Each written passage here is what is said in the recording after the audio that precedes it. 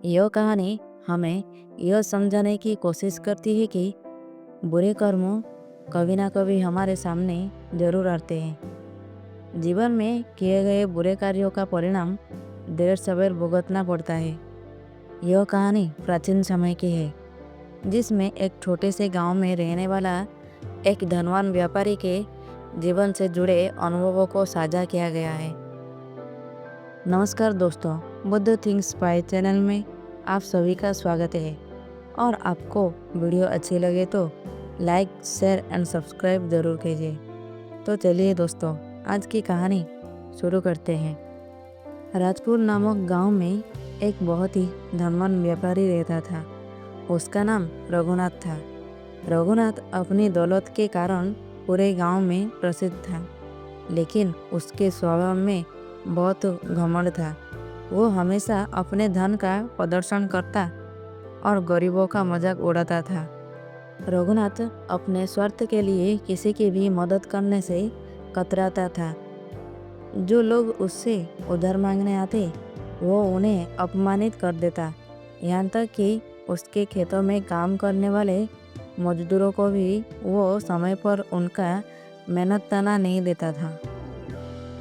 एक दिन एक गरीब किसान, जिसका नाम रामू था, रघुनाथ के पास मदद मांगने आया। रामू के पास अपने खेतों के लिए बीज खरीदने के पैसे नहीं थे। उसने रघुनाथ से विनती की, साहब, अगर आप मुझे कुछ उधार दे दे तो मैं अगले फसल कटाई के बाद आपको चुका दूंगा। रघुनाथ ने रामू की बात सुनी और हंसते हुए कहा, तुम जैसे गरीब लोग उधार लेकर कभी वापस नहीं करते। जाओ, मेहनत करो और खुद पैसे कमाओ। मुझे अपना समय बर्बाद मत करो।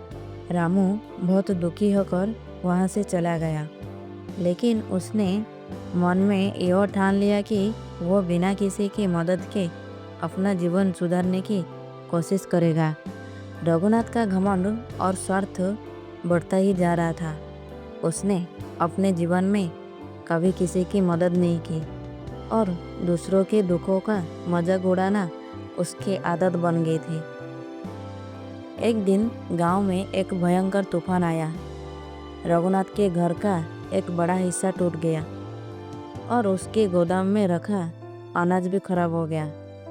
इससे उसे भारी नुकसान हुआ। इसके बाद व्यापार में भी उसे नुकसान होने लगा। जिन लोगों से उसने उधार लिया था, वे अपने पैसे वापस मांगने लगे। रघुनाथ को समझ नहीं आ रहा था कि अचानक उसके जीवन में इतनी परेशानियां क्यों आने लगी। एक दिन रघुनाथ ने एक साधु को अपने गांव में प्रवचन करते हुए सुना। साधु ने कहा, हर इंसान को अपने कर्म का फल जरूर मिलता है। अच्छे कर्म का फल अच्छा और बुरे कर्म का फल बुरा। यह प्रकृति का नियम है, जिसे कोई नहीं बदल सकता। साधु की बातें सुनकर रघुनाथ सोच में पड़ गया।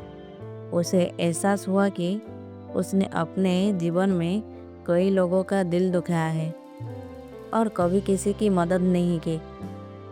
रघुनाथ ने अपने जीवन को बदलने का फैसला किया।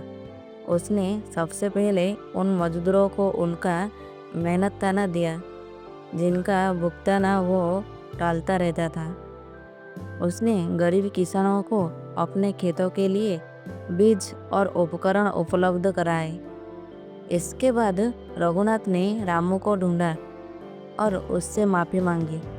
उसने रामू की मदद की, जिससे रामू के खेतों में फसल अच्छी हुई।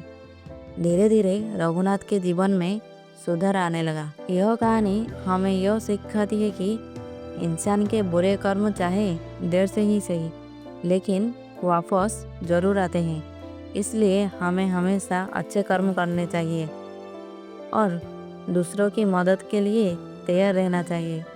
हमारे कर्म ही हमारे भविष्य का निर्धारण करते हैं। नमो बुद्धाय।